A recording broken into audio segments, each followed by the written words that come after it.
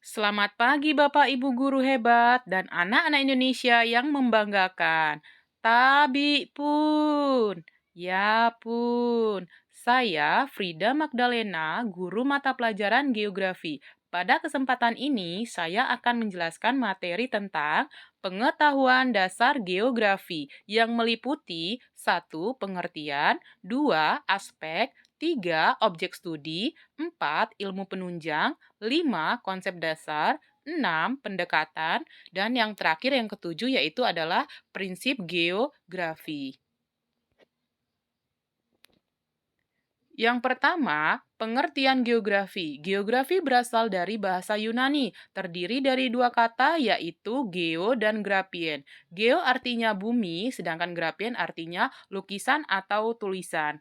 Pada materi ini, saya hanya akan menjelaskan tentang pengertian geografi menurut yang pertama, Eratosthenes yang merupakan bapak geografi dunia yang mengartikan geografi berasal dari kata geografika, artinya penulisan atau penggambaran mengenai bumi. Yang kedua, Claudius Ptolemeus yang merupakan bapak peta. Menurut Claudius Ptolemeus bahwa penyajian sebagian atau seluruh permukaan bumi bersama fenomena yang terkandung di dalamnya dalam bentuk peta.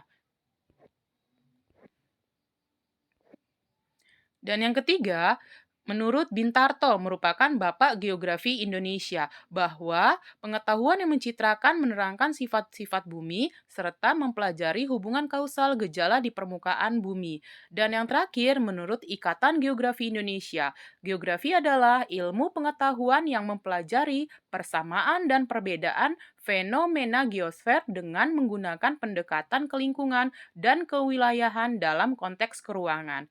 Di sini Bapak Ibu ada kata geosfer. Dan anak-anak sekalian, geosfer itu berarti terdiri dari dua kata, geo yang artinya bumi dan sphaira yang artinya adalah lapisan. Jadi geosfer adalah lapisan bumi. Meliputi 5. Cara mudah mengingat geosfer, ali, hidup, bersama, ani. A. Atmosfer atau lapisan udara. Litosfer atau lapisan kerak bumi atau batuan. Yang ketiga, hidup, hidrosfer atau lapisan perairan. Yang keempat, bersama, biosfer, yang artinya lapisan flora dan fauna. Dan yang terakhir adalah antroposfer, artinya lapisan manusia. Yang kedua yang akan kita bahas yaitu adalah aspek geografi. Aspek geografi meliputi dua, yaitu aspek fisik dan aspek sosial. Aspek fisik membahas tentang fenomena geosfer. Yang kedua, aspek sosial yang membahas tentang manusia.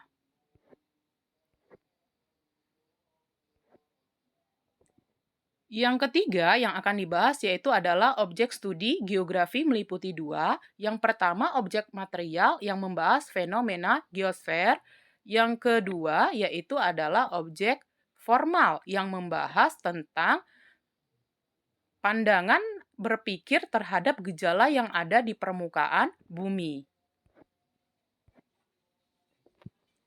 Yang keempat, ilmu penunjang geografi meliputi 4, yaitu geografi fisik, yang kedua geografi sosial, yang ketiga geografi teknis, dan yang terakhir geografi regional. Geografi fisik meliputi geomorfologi, adalah ilmu yang mempelajari bentuk-bentuk permukaan bumi.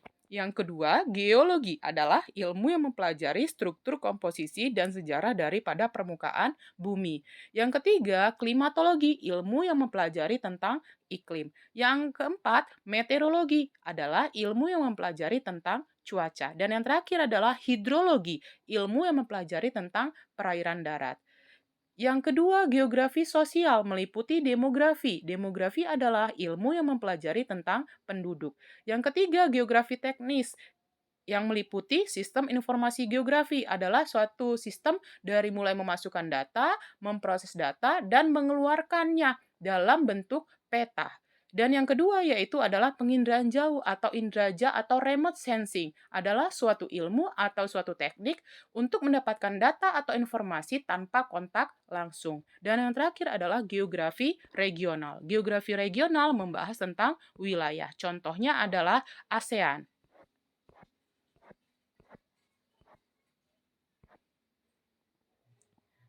Yang kelima, konsep dasar geografi. Ada 10. Cara mudah mengingatnya Bapak, Ibu, dan anak-anak sekalian yaitu LJK, KDI, PIMEN. L itu artinya lokasi. Lokasi dibedakan menjadi dua. Lokasi absolut berdasarkan garis lintang dan garis bujur. Yang kedua, lokasi relatif dibandingkan dengan daerah sekitarnya. Yang kedua, jarak.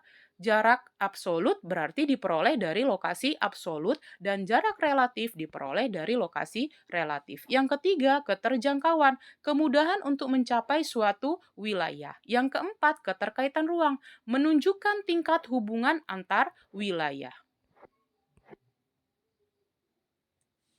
Konsep yang kelima yaitu adalah diferensiasi area, artinya perbedaan wilayah. Konsep yang keenam, interaksi, hubungan timbal balik. Yang ketujuh, pola, susunan atau penyebaran fenomena di permukaan bumi. Yang kedelapan, morfologi, bentuk-bentuk muka bumi akibat proses alam atau tindakan manusia.